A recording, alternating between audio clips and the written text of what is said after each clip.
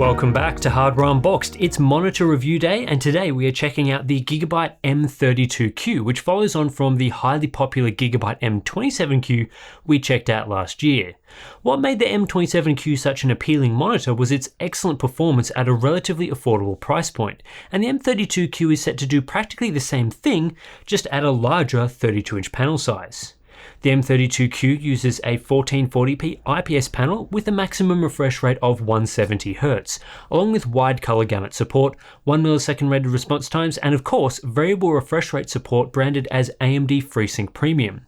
It also includes a KVM switch, just like with the M27Q, which allows you to control multiple devices with just one keyboard and mouse hooked up to the monitor, a handy feature if that's something you require, and it definitely adds value to the monitor. Another excellent aspect to the M32Q is that it does not use a BGR subpixel layout. This was a common complaint people had with the M27Q. Its use of a non-standard BGR layout instead of the regular RGB used for the majority of displays can cause blurry text and artifacts in some situations. The M32Q is just a regular RGB panel, so this is not something that you have to worry about at all. In terms of pricing, this monitor comes in at $500 US, which is relatively cheap for what it's offering. I say relatively cheap because obviously in raw dollar value, $500 is in the mid-range for monitor pricing, but compared to other displays of a similar type, it is more affordable. It's $200 cheaper than the Asus PG329Q we reviewed on the channel earlier, but it is more expensive than today's 32-inch VA offerings, which makes sense given IPS is a more premium technology. The design Gigabyte have opted for is, unsurprisingly, pretty similar to the M27Q, just scaled up to accommodate the larger 32-inch panel. This means Gigabyte are continuing to use their rather large stand base, which does occupy quite a bit of space on your desk, but the benefit here is it provides a stable platform with little wobble. Height adjustability is included here along with swivel and tilt support, so the ergonomic capabilities are decent, just don't expect to use the monitor in a portrait orientation without buying a separate VESA mount. Visually, the M27Q design is pretty good.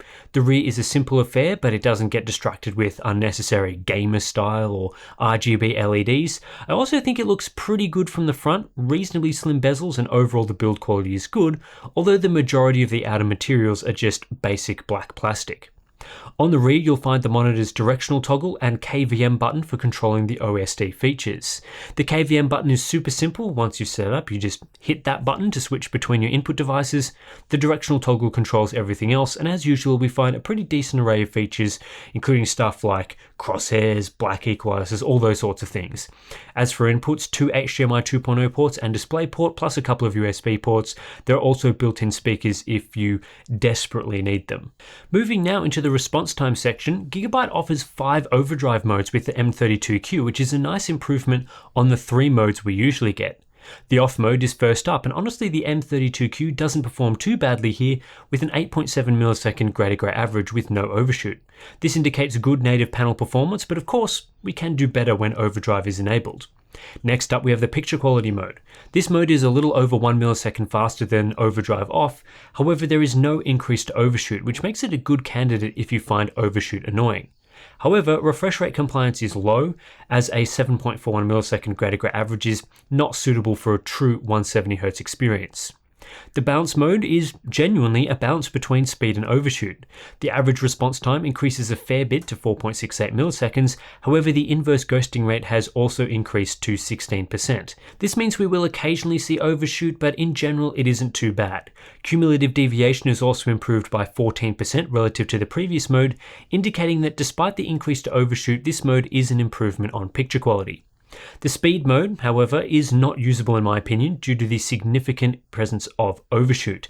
The average amount of error here is a huge 37%, which leads to 2/3 of all transitions exhibiting noticeable inverse ghosting. This is not a mode that I would consider using. Gigabyte also includes a Smart OD mode, which seems to just select one of the existing balance speed or picture quality modes depending on the refresh rate, and honestly it doesn't make a great selection in some situations. At higher refresh rates and lower refresh refresh rates. I've seen it use what appears to be the bounce mode, and then in the middle at times it's used the speed mode for things like 100 Hz gaming, which hasn't been a great result. So I would just ignore the Smart OD mode and stick to the standard modes available in the OSD controls. Switching back to the bounce mode, it's time to assess performance across the refresh range. Like most IPS monitors, response time performance remains consistent at lower refresh rates. We're getting in that 4.6 to 4.7 millisecond range. However, as the refresh rate lowers, overshoot increases, and around the 120 Hz mark, it does start to become noticeable with a 30% inverse ghosting rate. That increases up to a maximum of 38% at 60 Hz, where in my opinion, you will clearly see inverse ghost trails behind moving objects. Because most of the overshoot is occurring in falling transitions, in this instance the inverse ghost trail is typically a darker trail, but it's still noticeable. If you want to avoid inverse ghosting, then the mode for you is picture quality. This mode typically stays around the 7 millisecond mark in terms of response times, but has virtually no overshoot, even down at 60 Hz, so you won't see inverse ghosting trails while using this mode. The cumulative deviation numbers, which give us an idea of the bounce between speed and overshoot, indicate the crossover point, where the picture quality mode is better than the bounce mode, is around the 100 Hz mark, so bounce is better above 100 Hz and picture quality better below 100 Hz. Unfortunately, this does lead to the M32Q having two ideal overdrive modes depending on the refresh rate you plan on gaming at. Picture quality isn't fast enough for the best experience at 170 Hz, while bounce has too much overshoot at lower refresh rates. You'll need to choose between these modes depending on the range of refreshers you plan on most using, and in general, I'd probably settle on the picture quality mode if I wanted to set and forget a single overdrive setting, but it's not ideal. Compared to other monitors, the M32Q performs favorably when looking at the best performance offered at the maximum refresh rate. The M32Q is in the ballpark of the PG329Q, only with additional overshoot, and performs around the mark of most other modern high refresh rate IPS panels that have progressed to fast IPS technologies over the last couple of years. And thanks to better tuned overdrive settings, the M32Q provides a huge step up over the M27Q at 170 Hz, as we no longer have to worry about considerable overshoot. Average performance measured across the refresh range isn't as strong for the M32Q, as we do have to drop down one overdrive setting to maintain acceptable performance for variable refresh rate gaming. However, the M32Q is still 30% faster than the M27Q in this metric, with a similar level of overshoot, notably no overshoot, and despite a 7 millisecond average response time, it isn't that far off other monitors. With that said, the PG329Q does pull ahead here, as it is able to provide a single overdrive mode experience with better response time numbers, which you would expect from a more expensive product. Cumulative deviation suggests the M32Q sits among most other IPS monitors in terms of how close the average response curve gets to the ideal instant response time.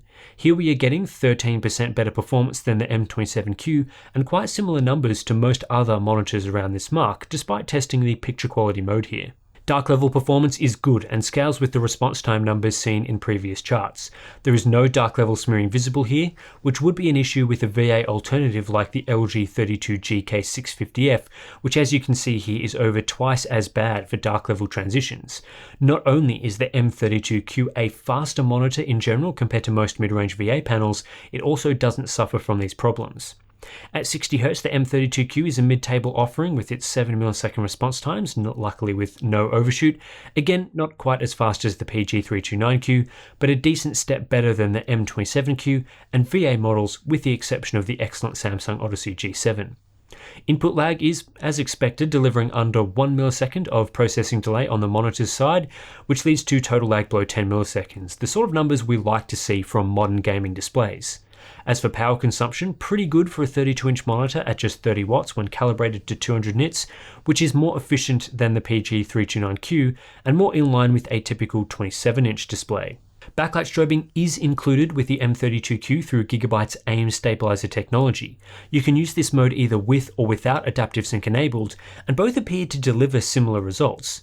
This is the first monitor I've seen that appears to use the same strobing technique whether at a fixed or variable refresh rate, and I'm glad Gigabyte has worked on supporting this with G-Sync or FreeSync enabled. And yes, it does work with adaptive sync enabled and does strobe appropriate to a dynamic refresh rate. Gigabyte provides one of the better backlight strobing plus variable refresh rate implementations that I've seen, with fewer artifacts and less blur than ELMB Sync from ASUS and LG similar tech we saw with the 27G P850. The usable range is also decent at 80 to 170 Hz, although notably missing 60 Hz support. However, it's not without its flaws. There is still some strobe crosstalk at pretty much all refresh rates, leading to a faint double image and a small amount of blur. Motion clarity is improved compared to having the mode disabled, but it's not a perfect implementation and there is no way to tweak the strobe length or timing. We also see red fringing similar to backlight strobing on monitors with LG Nano IPS panels, indicating that the backlight being used here to achieve a wide gamut features a slow red phosphor. The M32Q doesn't use an LG panel, it's actually an Innolux panel, but the results for backlight strobing are similar. All up, this is an okay to good implementation of backlight strobing, and it's worth trying out to see if it's suitable for the games you are playing, especially given it works in conjunction with variable refresh rates. Color performance, let's get into that next. The M32Q is a wide gamut monitor with a rated 94% DCI P3 coverage. However, in my testing, the actual coverage of P3 is a little bit lower than that. This is due to an incorrect blue primary. You can see here that the measured blue dot is offset from the correct position, the square, at the bottom of this chart, and that leads to just 86% coverage in practice.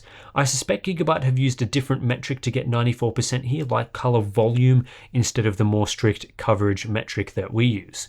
Despite this issue with the blue primary, the M27Q is still a wide gamut monitor. It's just not as wide as the widest panels we've tested. 63% coverage of Rec 2020 is better than standard sRGB panels, but not as good as panels that hit 95% P3 coverage like those from LG or the newer AU Optronics models that also have great Adobe RGB support. Factory grayscale calibration is average. My unit had a slight cold tone from the factory, but adhered to the sRGB gamma curve pretty well, more closely targeting just a flat 2.2. Delta E performance is average in both Delta E 2000 and Delta E ITP. In terms of the color results, as expected, the M32Q does not use sRGB emulation by default, so out of the box there is oversaturation present when viewing standard sRGB or Rec 709 content. This isn't the worst result, but due to that incorrect blue primary, there is some twisting of the blue results. In fact, when comparing the M32Q to other monitors in terms of factory color checker performance, the M32Q does pretty well. It's just still a fair way off accurate, as demonstrated by the PG279QM results, a monitor that does use sRGB emulation by default. Grayscale results are mid-table, again pointing to average factory calibration. The M32Q includes a functional sRGB mode which clamps the gamut down to sRGB, improving saturation and color checker accuracy substantially and removing any oversaturation issues. It also appears to adjust the gamma curve to properly follow sRGB gamma, which is a nice touch. Unfortunately, in this mode, color temperature controls are locked down unnecessarily, so it's impossible to correct the white balance, and in this mode my unit was still a bit too blue for perfect results. From here, we can factory calibrate the M32Q and get good results for grayscale, flattening that CCT average nicely, which reduces Delta E performance to sub 2.0 levels. Color results also improve a lot for sRGB, the only lingering issue being that blue primary, which is reduced to maintain accuracy, so we don't get a full 100% coverage. P3 calibration results are mediocre as we don't have full P3 coverage, so in practice this monitor probably isn't the best for P3 work. Peak brightness isn't amazing, but is acceptable at 350 nits, which should be fine for most viewers, although this is lower than the 400 nits the M27Q is able to achieve. Minimum brightness is 62 nits, which is on the higher side, or lower in this chart. As the M32Q uses an Innolux panel, the contrast ratio is decent for an IPS monitor, coming in at 1100:1 when calibrated, higher than modern fast IPS displays that use LG or AU Optronics panels like the ASUS PG329Q. In fact, contrast is nearly 25% higher than the ASUS alternative in our testing. Surprisingly, the contrast ratio is also around the mark of the M27Q, despite the M27Q using a panel from Sharp. Despite this being a good result among IPS monitors, fundamentally the contrast ratio here is still poor. VA panels typically deliver well over twice the contrast, producing deeper blacks which are better for viewing in dark environments. It's unfortunate that most VAs pair this high contrast ratio with terrible dark smearing. Uniformity was average with my M32Q sample, not too bad across the spread of the display except for a small section in the upper right area. IPS glow is average as well, and as always this can vary a bit from panel to panel due to the good old panel lottery. A final word here on HDR, the M32Q does support HDR inputs and has somehow achieved Display HDR 400 certification. However, in practice, this is not an HDR monitor due to its low brightness, lack of HDR suitable contrast capabilities, and slightly too low wide gamut support. It should not be advertised or thought of as an HDR monitor, given the experience doesn't differ from SDR in any meaningful way. Overall, the Gigabyte M32Q is quite an impressive monitor. This isn't just a larger version of the M27Q with the same specifications and performance, it's a fundamentally different monitor using a different panel and even offering new features. This makes the M32Q quite a bit better than its smaller brother in many areas without even factoring in the advantages of a larger panel. The two big improvements here are the use of an interlux panel instead of a sharp panel, and the inclusion of backlight strobing that works in conjunction with a variable refresh rate. The change in panel manufacturer is significant as we no longer get a problematic BGR subpixel layout, and performance is improved across the board. This larger variant was 30% faster in terms of average response times in our testing, which nudges the M32Q closer to the highest end IPS panels you'll find on the market today. In color performance, the M32Q is a pretty typical IPS display with a better than average contrast ratio for an IPS, but still far behind VA panels, average factory calibration, and a somewhat wide color gamut let down a bit by some blue primary issues. It also has a working, though limited sRGB mode, which is good news for those that want a hardware solution to oversaturation. There's no real standout here that will make you go wow, but like a lot of today's IPS monitors, the viewing experience is still really good. When you look at the improvements being made relative to the M27Q, it's understandable that the price tag is a lot higher. Typically, a 32-inch variant within a product line will cost about $100 more than the 27-inch variant, but this time the M32Q is $180 more than the M27Q.